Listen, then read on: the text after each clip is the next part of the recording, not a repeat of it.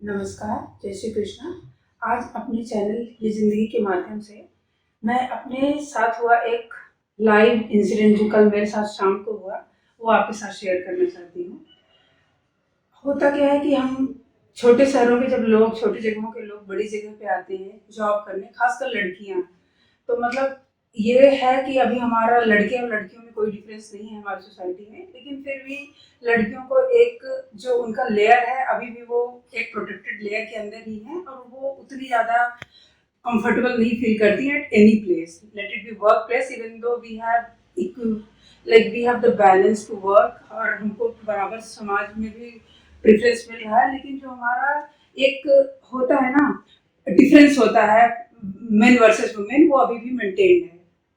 हुआ क्या कि कल शाम को जब मैं ऑफिस से घर लौट रही थी, तो घर के पास ही जो मेरा स्टॉप है वहां पे उतरने के बाद देखती हूँ उस पे एक ओवरब्रिज बना हुआ है। ओवरब्रिज ताकि, क्योंकि बड़ा शहर है तो लोग वहाँ रोड को क्रॉस ना करें और कोई ऐसा मिसहैप ना हो जाए, इसके लिए ओवरब्रिज क्रॉस करना पड़ता है। ओवरब्रिज के ऊपर जब मैं चल रही थी और लोग अपनी स्पीड पे, बड़े शहरों में लोग जब काम करके अपने घर को लौटते हैं तो वो अपनी स्पीड पे होते हैं, मतलब उनको कोई रुकना है तो वो सब्जी लेने के लिए रुकेंगे या तो कुछ सामान लेने के लिए रुकेंगे तो रुकेंगे, नहीं तो सीधा उनका एक माइंड में फिक्स होता है कि from office to work home.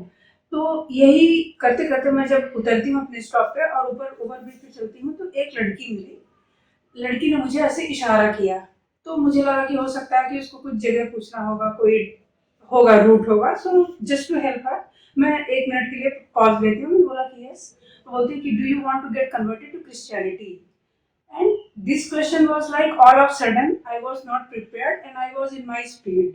मुझे कुछ ऐसा था भी नहीं कि कोई ये पूछेगा, पूछ सकता है कि भाई यहाँ आने का रास्ता आप वे बताओ या वहाँ जाने का बताओ, तो वो एक चलता, लेकिन ये क्वेश्चन एकदम ऑल ऑफ सडन था। और जो मेरा रिएक्शन था उसके इस क्वेश्चन पे, वो भी बहुत ही ज़्यादा नेगेटिव रिएक्शन था। मैंने बोला कि like are you serious, what are we talking about? तो बोलती कि sorry sorry sorry and she just walk 2-3 steps back. तो जब ये हुआ केस, तो मुझे मतलब जब मैं अपने अब रास्ते में मैं चलने लगी अपने डेस्टिनेशन, अपने घर की तरफ, ये रियलाइज करती हूँ कि ठीक है, मुझे अभी बड़े शहरों में रहने का एक एक्सपीरियंस हो गया है 10 साल 15 साल का, लेकिन मैं ये बात उन लोगों के लिए सोचने लगी कि जो लोग अभी नए नए लोग होते हैं जो अपने गांव से आते हैं और इन सब लोगों के ट्रैप में फंस जाते हैं। ट्रैप में इसलिए बोलना चाहती हूँ because India being a secular country, मैं किसी भी धर्म को या रिलीजन को नेगेटिव पॉजिटिव और ये मैं प्रमोट करने के लिए नहीं बोल रही हूँ कि my religion is on top और any other thought for any other religion, but मेरा कहना है कि आपको इंडिपेंडेंस है, why do you want to convert anybody and why do you want to spoil anybody's life? अगर सपोज करो कि मैं कोई नई होती, मैं अपनी फैमिली के साथ मैं रह रही होती और मैं पीजी में होती where I had sufficient time to spend, तो मैं 5 मिनट के लिए वेट करती, तो क्या होता उस केस में? हम जब 5 मिनट का कन्वर्सेशन करते तो वो अपना ब्रोशर मुझे देती, वो अपने कुछ भी उनके जो मंत्रास का बुकलेट होता है वो मुझे देती and she would start following me. इससे क्या हो जाता कि वो मुझे बोलते कि आप संडे को आ जाओ, सैटरडे को आ जाओ, तो हम क्या करेंगे कि लंच पे चलेंगे या तो आपको ये देंगे। तो मेरे पास भी सफिशिएंट टाइम होता है बिकॉज मैं फैमिली से दूर हूँ और एक पीजी में रह रही हूँ, तो मेरे पास उतना time I can spend with, तो जाऊंगी वहाँ पे स्पेंड करूंगी and slowly what would happen कि मैं उनकी जो ट्रेडिशन है उसमें ढल जाऊंगी। और वो क्या करेगा कि मेरा जो अपना रिलीजन है उसको मैं छोड़ के, मेरे पेरेंट्स अभी अवेयर नहीं है, they are like in their own world and they have sent me to a big city to work और जो भी मेरा इंटेंशन है उसको करने के लिए, and I am not updating my parents कि what I am going through. और धीरे धीरे क्या हो जाएगा कि मैं इस तरीके के ट्रैप में फंस जाऊंगी और पेरेंट्स को भी नहीं बताऊंगी, और जो पूरा मतलब मेरा जो जीवन का एक वे होगा वही बदल जाएगा। और कुछ समय के बाद ऐसा हो जाएगा कि पेरेंट्स को नहीं बताऊंगी, हो सकता है कि मैं इनके ही रिलीजन की तरफ चली गई और पेरेंट्स को बाद में पता चला। मैंने बहुत सारा अपने साथ ही काम करते हुए लोगों को देखा है कि वो हिंदुइज्म रिलीजन को फॉलो करते थे, फिर उसके बाद में ऐसे दोस्ती हुई और दूसरे रिलीजन में गए और अल्टीमेटली क्या हो जाता है कि उनके फादर की डेथ हो गई, डिप्रेशन में चले गए, वो बोलते हैं नहीं बच्चा तुमको ऐसे स्टेप नहीं लेना चाहिए। लेकिन फिर भी लोग अब जब धीरे धीरे मूव कर जाते हैं, they are not in a position to shift back again. तो this is just a thought point. मुझे लगा कि हो सकता है कि बहुत सारे लोग ऐसे चीज़ों को फेस करते होंगे, even we do not share with anybody, but ये सारी चीज़ें हैं जो बहुत बेसिक हैं, बहुत छोटे पॉइंट से स्टार्ट होती हैं, लेकिन ये फिर एक समय के बाद बहुत बड़ा स्वरूप ले लेती है। अभी भारत देश में जो बहुत बड़ा एक चल रहा है पहलगांव टेरर अटैक, तो अगर इसको भी स्टार्टिंग से कुछ मिनिमाइज किया जा सकता था। अब ठीक है, बाद में आप जो उसका पोस्टमार्टम करेंगे तो दैट डजंट हेल्प कि अब क्या होगा नहीं होगा।